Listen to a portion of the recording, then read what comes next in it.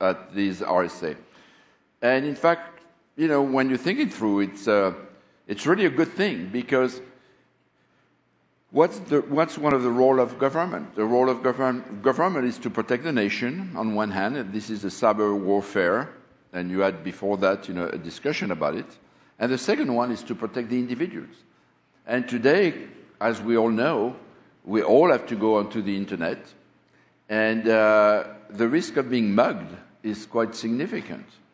So I think it's very welcoming to have the government starting to be really very serious at, you know, helping here solve that problem. So for those who have not had the opportunity to hear the keynote of our new cybersecurity czar, I'm very happy to introduce Howard Schmidt.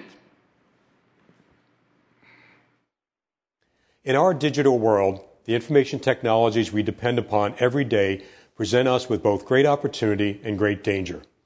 For our national security, public safety, and our economic competitiveness, as well as our personal privacy. Our lives have been enriched in countless ways by technologies that are now part of the very fabric of our day-to-day lives. Our dependence on these wonderful technologies continue to increase with each new innovation, as does our shared responsibility to protect our security and our privacy. Indeed, as President Obama has said, this cyber threat represents one of the most serious economic and national security challenges we face as a nation. As such, I look forward to working with our leadership from Congress, industry, federal departments and agencies, state, local, and tribal governments, as well as our international partners to ensure that our economic and national security interests are enhanced with our combined cybersecurity efforts. Because ultimately, no one, not government, not the private sector, not individual citizens, can keep us safe and strong alone. When it comes to cybersecurity, our vulnerability is shared. And so is our responsibility to ensure that our networks are secure, trustworthy, and resilient. So as I told the President, I'm committed to bringing all these stakeholders together around a new comprehensive cyber strategy that keeps America secure and prosperous. Thank you, Howard. And if we look back to these videos that we have been listening, so there's a common thread to all of them. And these are, one, as we discussed, that the technology is really moving very fast, and it's becoming totally unpredictable to understand what is going to be its impact. The second thing is that obviously requires that we think different. We cannot continue thinking the same way. And thinking is obviously not enough. We need to act, and act different. So we're clearly at our big crossroad. Things are not going to get better soon, but I believe we have the hope of making them better. So, as I mentioned earlier, I think the opportunity is really for all of us together to have that goal in mind of building the security into the very fabric of the cloud, and in doing so, making it practically invisible. And what I think it will require a totally different attitude between the security vendors. We, as security vendors, have to learn how to cooperate, how to collaborate together, at creating true integrations between our competing solutions, if this is what it takes. Because one company cannot do it anymore. I'm sure you recall some of these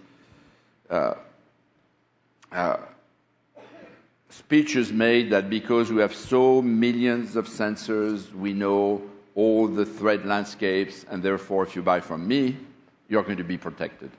So that was probably true a few years ago. It's not true anymore.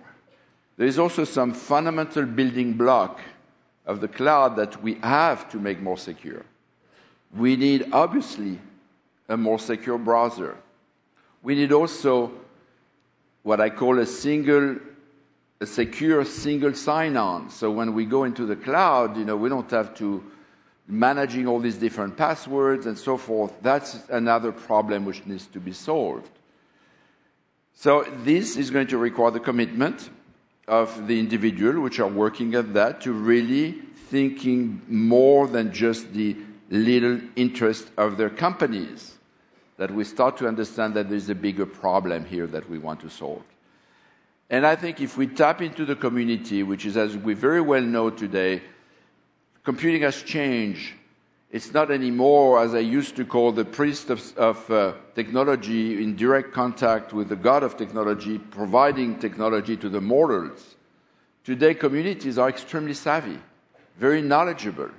So I think there's a huge opportunity to tap into the effort of the communities, of individuals.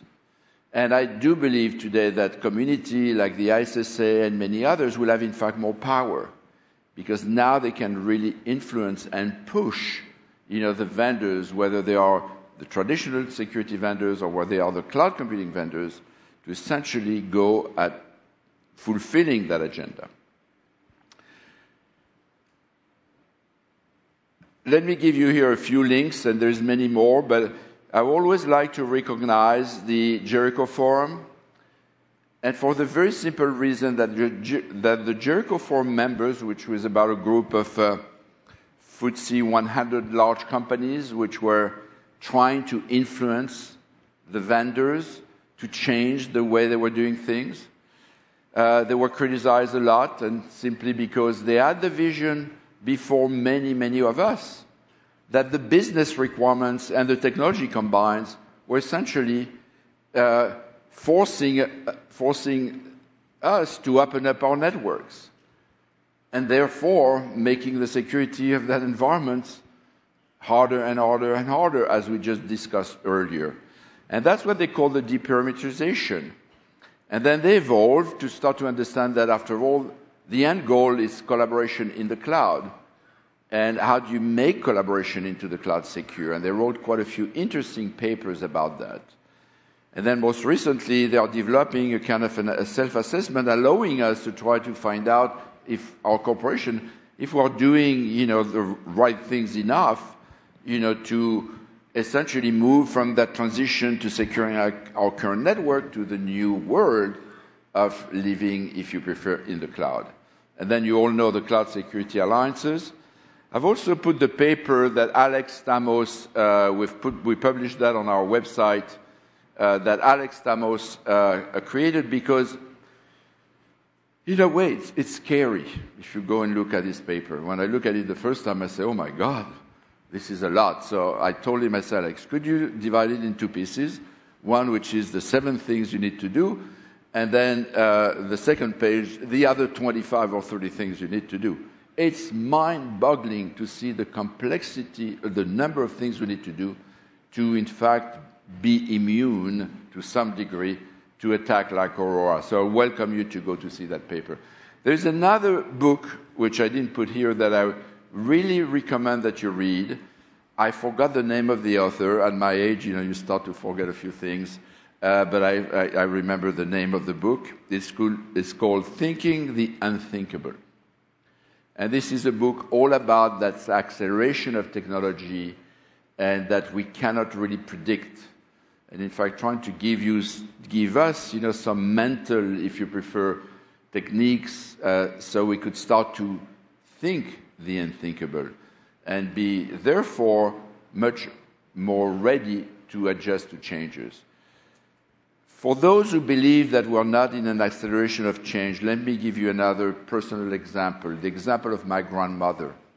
My grandmother was a very nice lady, educated by the sisters, finished school at 16 and a half years old because she was considered very smart. So instead of finishing at 13 years old, they gave her 3 more years of free education. And my grandmother saw in one life the first commercial bicycle and the first man in the moon. So I tell you today, technology is accelerating even faster. So with that, I would like to leave you with a very strong message of hope, because if life, I believe, for the IT people is not going to be fun because they're going to be dislocated big time, thanks of cloud computing, so for them, they will have to readjust. I think for the security people, it's a unique opportunity, because security people's fundamental role, as you all know, it's obviously about to verify. It's our job to make sure